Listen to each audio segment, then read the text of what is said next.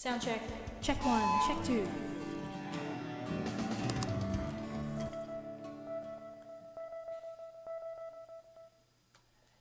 Here she is.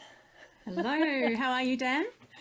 I'm good, thank you. Yeah, oh, well, as I explained just then and to you before we hit record or hit stream, yeah, I'm getting better. I'm a lot better than I was. That's good. Yeah. How are you? It's such an occupational hazard, isn't it, for voice teachers? You know, you can't get away with a day at the office when the voice isn't working. And we have people, for the want of a better term, essentially breathing all over us. Yes. every day. And in fact, a student that I saw this morning said, "Oh, where do you think you picked it up from?" Because I was explaining I'd been sick last week. And I said, probably a student. That's right. I worked that air purifier over in the corner pretty hard in here. As do I. I've got one, a big beast sitting over in my corner, but it didn't save me from this one. Yeah, but anyway, I am so pleased to have you on the show. It's great to be back. Thank you for having me. It is good to have you back. Yes, you've been on before, and I just look forward to. I come up with good excuses to have you on, and I saw that recently. We should just explain who you are, besides being a very good friend of mine. You are a singing teacher in the ACT, the Australian Capital Territory. For those, I said to everyone last week when I was explaining that you were coming onto the show that Canberra is our national capital, and because a lot of people overseas think it's Sydney, Sydney. But it isn't. A lot of people in Australia think it's Sydney too sometimes, I think. Yeah, I think you're right. But of course it isn't. It's Canberra, which is around about 3.5 hours south of Sydney, isn't it? Yeah. Ish. Yep. You've been teaching down there for quite some time. Yeah, we moved here from Brisbane in 2005, so getting close to 20 years. Wow. And I've been teaching for 20 years, Yeah. 21 years now. So I met you in, I think it was about 2003. Was it? Yeah. when we were both a little bit younger than we are now. Yes. Yeah, but yeah, it's been a great path to be on, and yeah, I'm really grateful for the community that I have met down here in Canberra. There is a huge, particularly in the musical theatre area, there's a ginormous community of performers and singers who love to do that as their main hobby. And it's a great community here. Yeah. And, I'm always think to myself how fortunate they are to have yourself, and there are a number of other really high quality singing teachers in Canberra. It's a really vibrant music, particularly music theatre world down in Canberra, isn't it? There is, but there is also a huge number of people doing live bands and original music, cabaret, plays. Yeah. Huge music community, especially for the population size. I think it's very vibrant and really inspiring. Just about every singing teacher I know down here is fully booked and has waiting lists. Like, we can't keep up with all of the people who are really enthusiastic about improving their vocal skills and their flexibility, their dexterity. Yeah, and I think it's just a nature of, like, if you were to say what is Canberra's main industry, you would probably say it's the public service, around a lot of the, government departments, public service, and probably Defence Force. Yeah, right. So you have a lot of people come here doing graduate programs and really looking for a great music community to plug into as their therapy, their hobby, their leisure time activity. And lo and behold, I think you might recognise this lady. Yes. Hello, Min. She's jumped on to watch the show. So thank you, Min, for coming on. And the last statement, Sharon is amazing. Well, I couldn't agree more. We it's lovely to have you join the show, Min. So thank you for chiming in. Aren't students awesome? They In are, many and Min is an respects. awesome teacher. Yeah. We share students a lot. Very good, very good. And I'm sure, in your journeying with Min as a student, but also as a fellow teacher, you have come across your fair share of voice myths, singing myths. And what inspired me to want to use this as an excuse to hang out was because you've been running on Facebook. You've been running a Mythbusters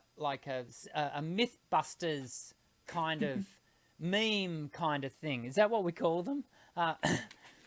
Yeah, for want of a better description, it's a series of sorts. Series of things. And I have been loving the information you're putting out, and so I thought, it would be cool to go through them, because there are so many. There are so many, and I think in part these myths have come about because for so long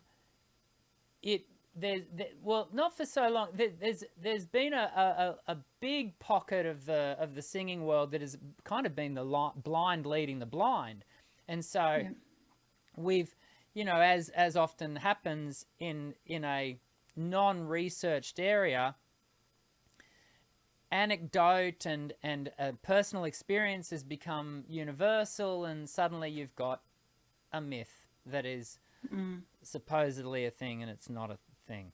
So I thought we could talk about that today, because you've got a whole heap of them there. Do you want to kick off? I've got a list, but I want to hand it over to you. I was thinking about the fact that, wouldn't an expert in any field say that their field is full of myths to be busted? If I sat down with a chef and we watched an episode of MasterChef, would they not dispel a whole bunch of myths and ideas that I think are terrific, or I think must be truth?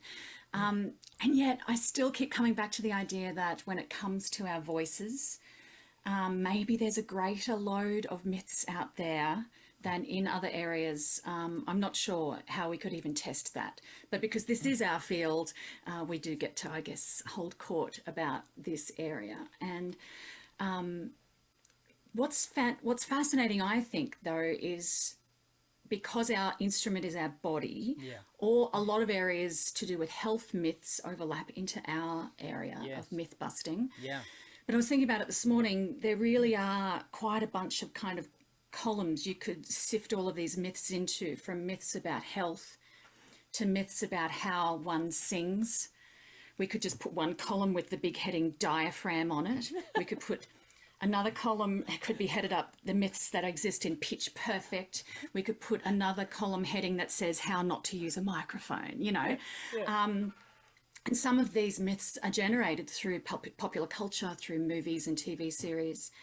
But these days, because there is so much access to so much information on the internet, it takes a fair bit of research to work out where the truth is and where the half-truths is. And I guess one of the questions I wanted to throw around with you is, does every myth contain a grain of truth in it?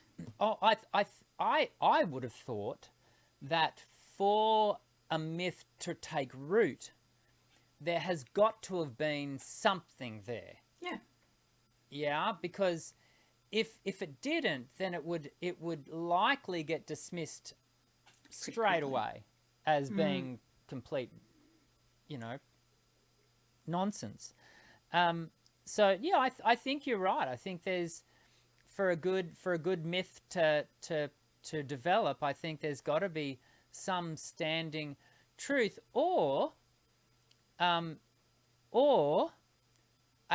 level of misunderstanding about the experience.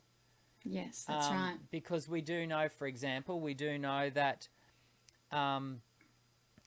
what we as singers experience in the moment of creating sound is not always our bodies can give us red herrings. And so, anywho, let's kick off with one. Let's get nitty gritty. What one have you got first? Me?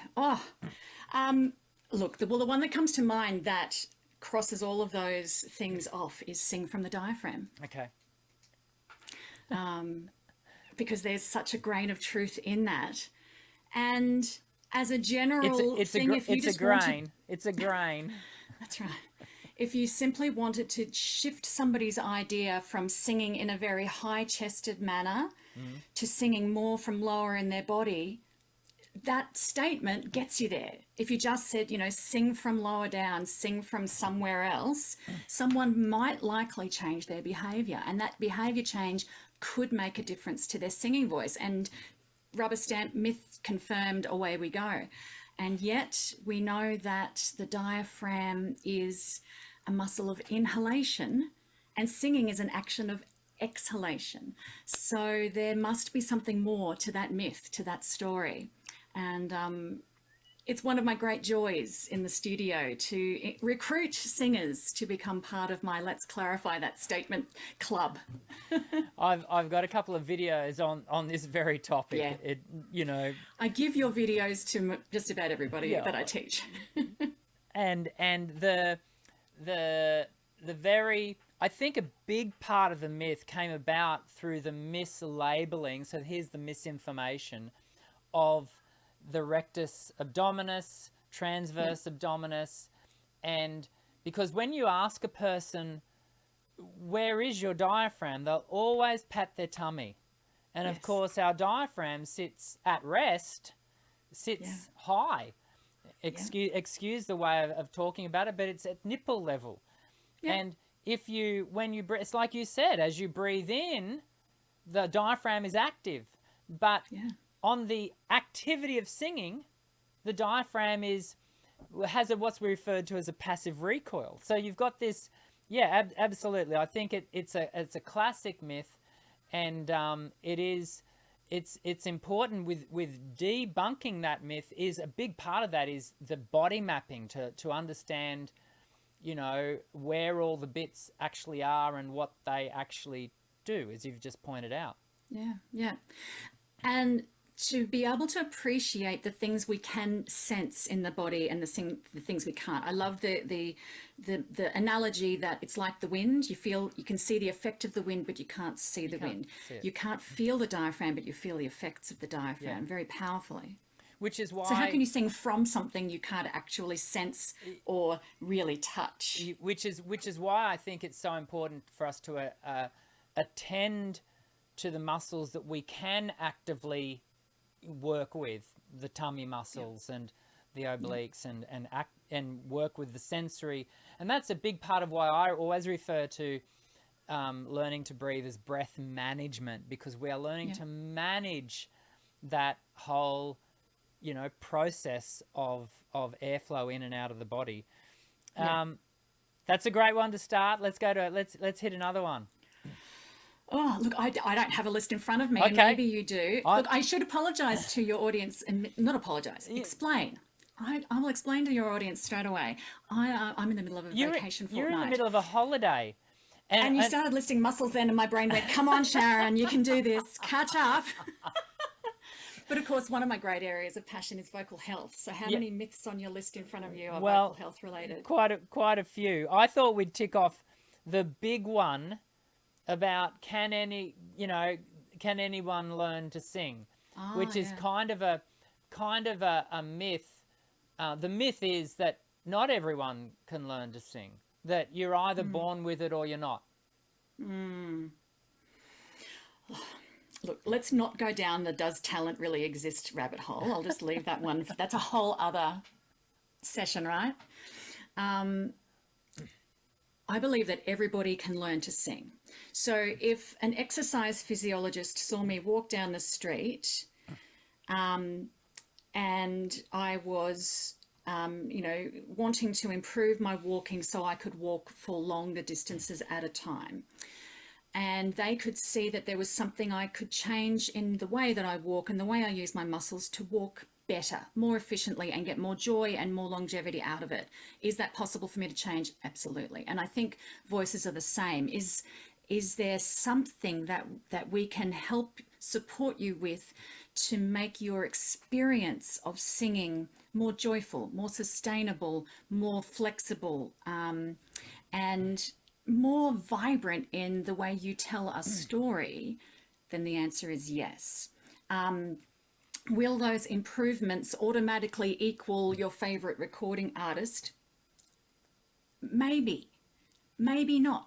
But I think everybody can learn to sing better. And it's just a question of, what kind of life experience really you bring to the table, as to where you start from and where you end from. That's the rub though, right? When people hear, I think when a lot of people hear ones like us say, everyone can learn to sing, they immediately go to the extreme and go, you can make me sound like Beyonce or Tori Kelly, or you name your favorite artist. And that's actually, well, that's absurd. Like it's can anyone learn to sing? Yes, but to the degree that person will be capable of, and it's like you just said, it's a matter of that exploration of what nearly pretty much everyone that steps into my studio is not realizing their full vocal potential. 100%. And so, well, to start exploring that full vocal potential, one has to step onto the idea that anyone can learn to improve their voice. And so that's I think always important, that the orientation of a learner is realistic. Yeah. A big part of my teaching, I find, is about managing expectations. It's about I don't have a magic wand here, people. Like, it's and by the way, you will have to practice. What we do in lesson is just the signpost. You're the one that has to go and do the work. And so I think that's a good one that we can tick off. Yeah. And I just throw in that I think one of the things I do love to spend time with people in their first lesson or two is to unpack what the role of music was in their young life. Was there a lot of music in the home? Was music played by other artists? Were there siblings who learned musical instruments? Did you learn a musical instrument? What role has music played in general, not just in singing specific things? Because that quite often creates a really strong template that we begin from. And the parts of the brain that have to be kind of activated and enlivened to encourage good singing, and singing that the general public would deem to be good singing, often comes from a really rich listening background. And we know a lot about the neuroplasticity of the brain in childhood and stuff like that. So there's some really fascinating myths to be debunked around the influence of music in our life on the type of musician we might be going forward. But I have never met a single person that could not change what they were doing with their singing voice from determination. And that's where that lovely idea of grit often goes a long way. Yeah, absolutely. And when we apply the concept of grit, I think it does empower us to go much further in that process of exploration, right? Yeah. For me, all too many students stop their lessons way too early in the process. Yeah. in part because they might hit a plateau. Well, plateaus are a part of every journey. That's a very normal aspect of the journey. But anyway, that's a discussion for another day. We have got a really interesting comment here from Great. Was it Flink Codum? We'll just go with that. You can read it on screen. The comment says hemorrhages in the vocal folds can occur only when you sing with bad and harmful techniques. Is a good one, I think, with the stigma of vocal injuries. Yeah, great. I love this. I love this idea, this topic. What have you got to say to that, Sharon? I will just say straight away that you've got a level of expertise and understanding and experience in this area that I don't. So I'm going to let you mop up all of the holes that I leave in this statement. But the first thing that you and I often talk about a lot is vocal load. And I think that injuries can occur with good technique that is simply overworked and overloaded well beyond its capacity. You know, I could have the best walking technique in the world, but still only do a certain number of kilometers. So I think facts around what causes swelling, what causes trauma in the vocal folds and in the surrounding tissue, in the muscles around the larynx as well, and the role of even psychology in that is really important to unpack and understand what goes into leading to a trauma. And you know, something that I see within the musical theatre community a lot is also the combination of vocal workload with choreographic demands on a person. Yeah. I mean, the reality is you can have a vocal hemorrhage simply by stifling a sneeze. Now, not every stifled sneeze is going to result in a vocal fold hemorrhage, so I'm not suggesting that. But that's actually how it can happen. And it's simply that loading, which then bursts the capillary within a vocal fold, and suddenly you've got a bleed out. I watch a lot of F1. Well, I don't watch as much as I would like to, but I do love my Formula One.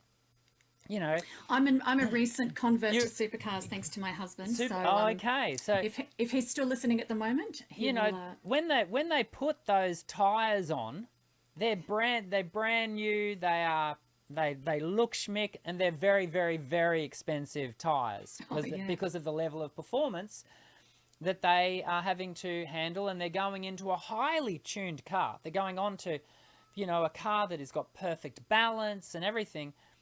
But due to the amount of load, the amount of friction, those tyres wear out very quickly. They've got to pull into the pits and replace the tyres. Now, fortunately for us, when we pull into the pits as singers, we don't have to change our vocal folds, but we do have to allow them that time of rest so that we don't keep hitting them with friction and tension and I think one of the most undervalued activities for singers is actually vocal rest. So many challenges that arise for a singer could be at the very least mitigated, but at the very best averted, due to if the singer simply had opportunity to or taken the opportunity to rest. And vocal fold hemorrhage, I mean, one of the scary things about vocal fold hemorrhage is that it happens in an instant. You can have great technique, like you were saying, and be at a gig, and if you are having to sing sick or whatever, and that does happen, but it's vocal fold hemorrhage is one of the reasons why I'm always encouraging singers to not sing sick, because that you're placing the voice at risk of that particular issue, no matter how good your technique is. Whereas things like nodules, well, they develop over time. It usually has a functional pattern over time that develops a nodule, whereas a vocal fold hemorrhage can happen in a moment.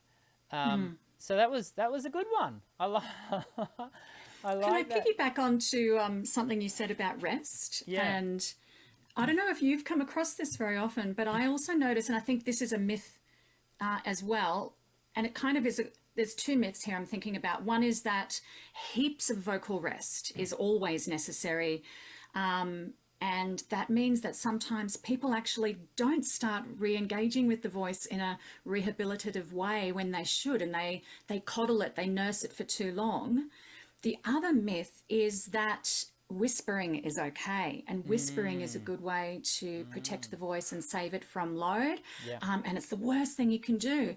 And sometimes I will have people describe post-viral what they think are complications, or that I'm just not getting over this cold, or I'm not getting better, when it's actually a behavioral thing that's holding them back from full recovery. Yeah, absolutely. I think the subacute phase of recovery for voice is really a really tenuous one. You've got to be really intentional during that phase. I think during illness, I think it is important that you take the time out, but whispering is definitely on the no list. And that's for those of you who might be wondering why. It's because of the way the vocal folds are brought together while we whisper. It causes the vocal folds to rub, and it can create an exacerbation of any inflammation and a real rubbing of the vocal folds. So we try to avoid whispering where possible. But it's when we're talking about vocal rest, we're talking about relative rest. And so it's that reduction of load and dose, and making sure that you kind of bring the voice back into a place where you can manage both load and dose, and then reinstitute slowly but surely. In fact, I had a student in my 11 o'clock class today where we were doing this very thing. She's just come out of a bout of sickness, and we were just choosing activities that were approaching her voice use more from the therapy point of view, a rehabilitative point of view, but in an energized sense. We always think of overdriven voice as being bad, but it's also equally the same that we don't want the voice to be underdriven either. We need to bring good energy to our sound production, and so that's certainly a thing. Absolutely. Yeah. Absolutely. No, I like that. Let's go to let's talk about vocal range. Okay. In so much as higher is better. Yes, the mezzo or the alto who wants to be a soprano, and The very baritone, often the baritone who wants to be a tenor. Yeah. Yeah. I mean, I think there are reasons that people write songs in particular keys with particular ranges for the frequencies, excuse me, that they produce. And there's a certain thrill quite often about certain harmonics and overtones, and certain keys and certain parts of voices will produce that, certain ranges. But I'm a big advocate for understanding the real estate of your own vocal range and figuring out where you can produce a similar pattern of what the song is calling for in the relative part of your voice. And I don't, higher is better. That is such a, well, is that a myth? Or is that a personal opinion and something that we own as a thought that is driving the choices that we make? But I think that people feeling that they have to honor the particular key and range of the original artist is a myth. And I think that it's because we feel that maybe we're not doing the job well enough if we can't sing it exactly like them or in exactly the same key as them. But the true service that we do to our own instrument is to find out how we can tell the story of that song the best. Does that story involve an emotional arc that we relate to? What are the particular parts of the songwriting that bring that emotional arc out, and which part of my voice can actually then tell that story the best? That's the best outcome, I think, for me individually. Yeah. Rather than I must sing everything exactly the same as the original artist. I think a great modern example of this is actually Jacob Collier. And, you know, Jacob, who is just like, he's a savant. He's a musical genius. Yes. But if he were a singer, you know, someone who was a professional singer, well, trying to be a professional singer, he wouldn't be someone I would front up to listen to sing. Yeah. Yeah, I know what you mean.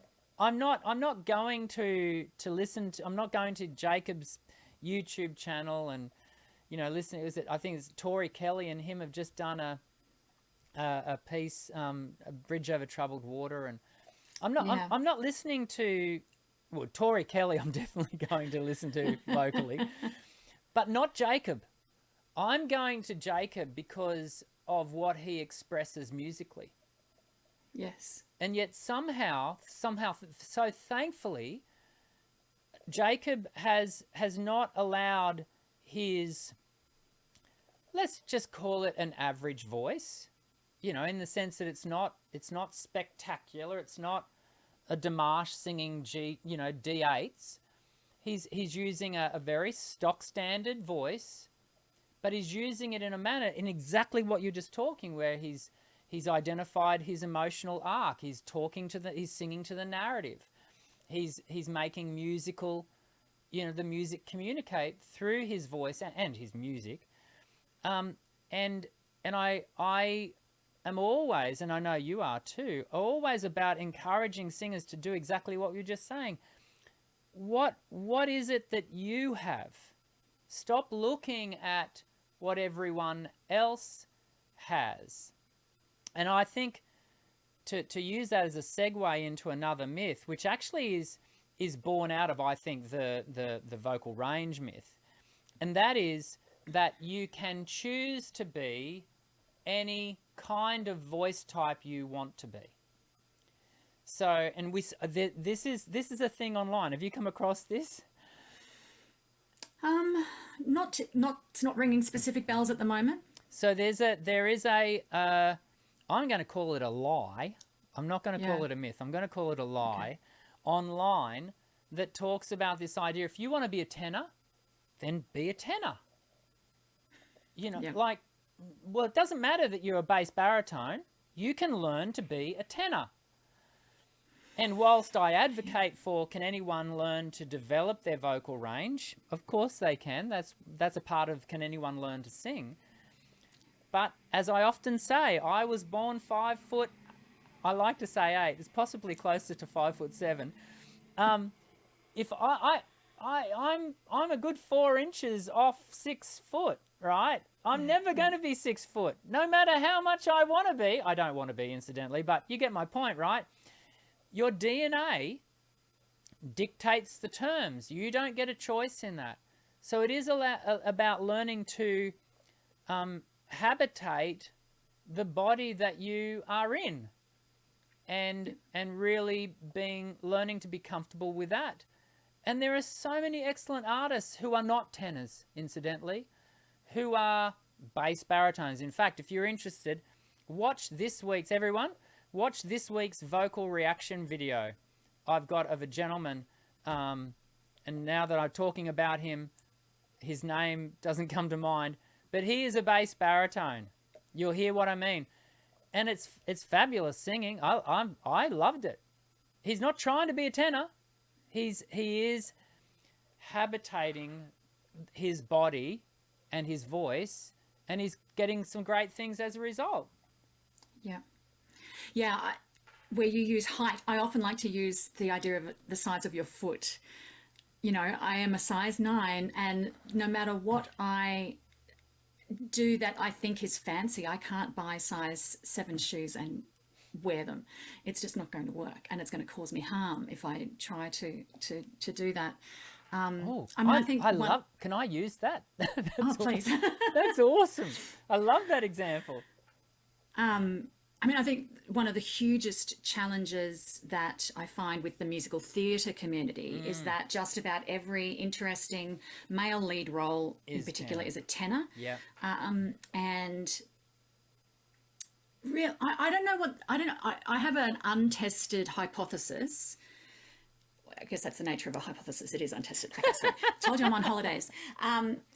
I have a hypothesis that a greater percentage of the male population are baritones than not. Would you say that's fair? I think it's a bell curve, and I completely agree. Yeah. I've heard it stated. I don't think it's a hypothesis, though. Well, it probably will always be a hypothesis, because the only way to back this up would be to actually do a massive study of voices, Yes. of people who of the population. And do vocal analysis on them, and that's not going to happen. But I have heard it stated that 80% of the male population are baritone, and 80% of the female population are mezzos, and then the bell curve moves to either side. Very few women are true altos. Very fewer women are at the very top end of the soprano, and for the same for voice. So no, this is something I completely. We see it in our studios all the time. That's right. And if I was to just look at my studio demographic, I would agree it would fit that pattern. Yeah. So it's almost like it was set up to be elitist, wasn't it? Like. Yeah, except like I say before, there are certain frequencies that a tenor will produce that thrill an audience, and and yet that's where the role of resonance and learning about boosting frequencies can really assist a singer in, like, for a male to build what they can do with their falsetto range and stuff like that. And I bet there's some falsetto myths on all the lists too. But I wonder whether that's purely something that our modern ear is drawn to, because we've been trained into it, right? We've been trained into it, yeah.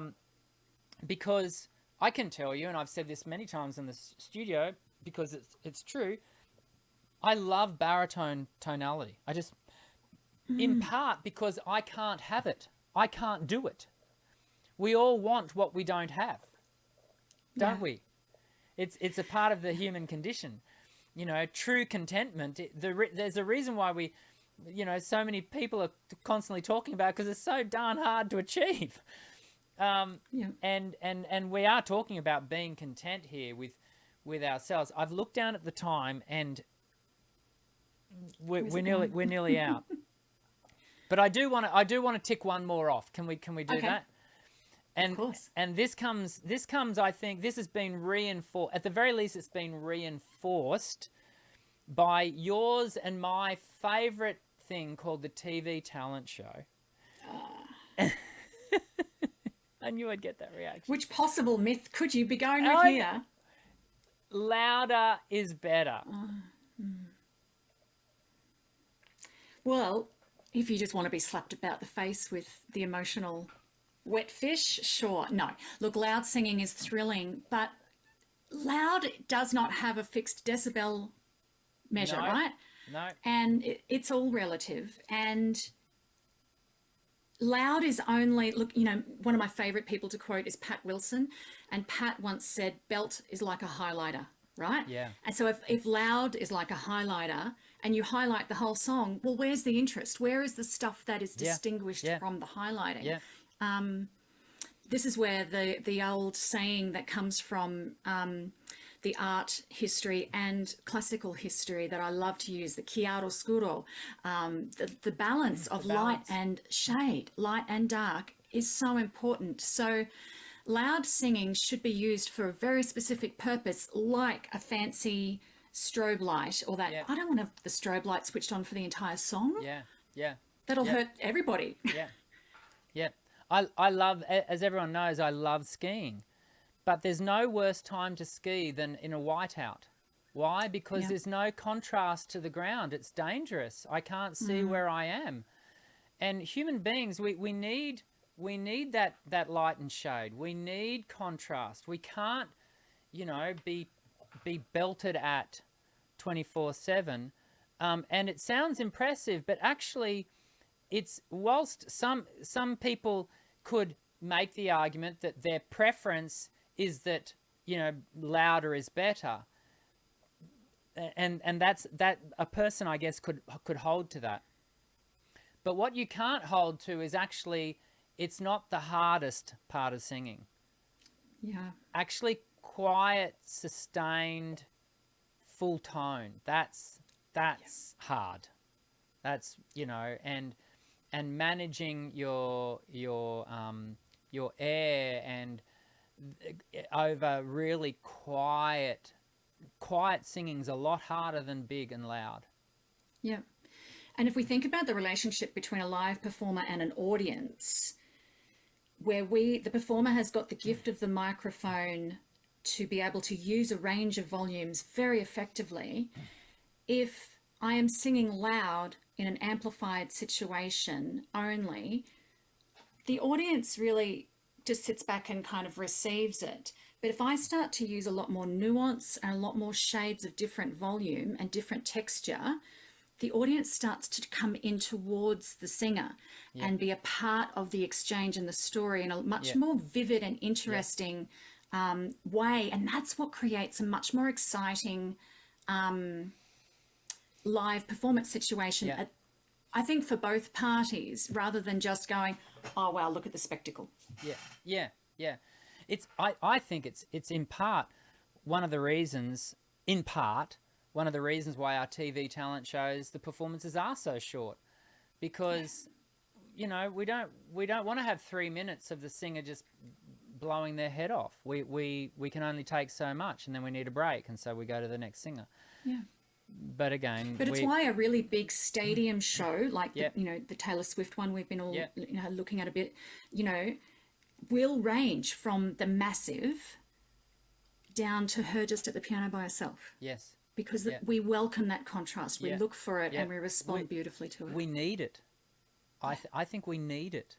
I don't think human beings exist well in a space that is not contrasted. We need it. Yeah. We're out of time. Honestly, if I could, I'd keep going, but I've got a student who's about to arrive in about 15 minutes. Lucky student. Well,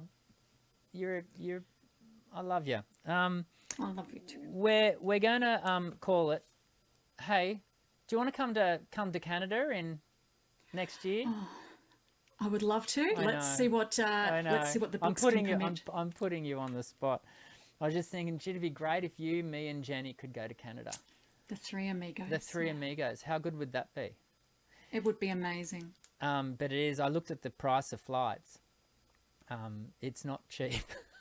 I can imagine. Oh dear. And maybe it's next time in Brisbane, I'll come in. And I did see Kelly's comments earlier that said Calgary is 24 hours drive from Toronto. Okay. Well, Kelly, I don't want to hear your excuses. Just show up. We'll have a meal together. Canada's a big place, just like Australia is a big place. So good to hang out with you. Yeah, and, thank you so much for having me again. And you're welcome. Everyone, I've got so many other myths here that we just didn't even come close to. Maybe we'll have a part 2 later in the year. There were so many great little comments being made in the live chat, which I didn't anticipate that we were able to use as launch pads to talking about.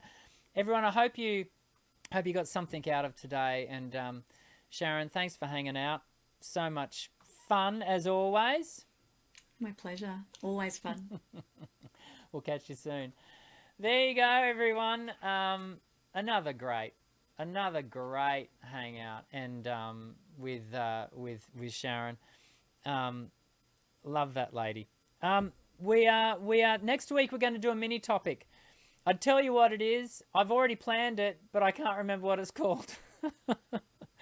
Because I forgot to look before the show so I could tell you. It'll be something interesting, I promise. So make sure you jump in and we'll talk about whatever it is that we're going to be talking about next week. And then we've got three other guests already lined up. We've got Heidi Moss coming back, Ken Bozeman coming back, and Dr. Shannon Coates. Like, we have the best people come onto the show. We really do. And so they're all coming over the next couple of months. So make sure you subscribe, hit the white bell icon. You know what to do, so you don't miss one of those shows. I hope you all have a great week, and I look forward to seeing you all again next week. I'm Dr. Dan. Sing well.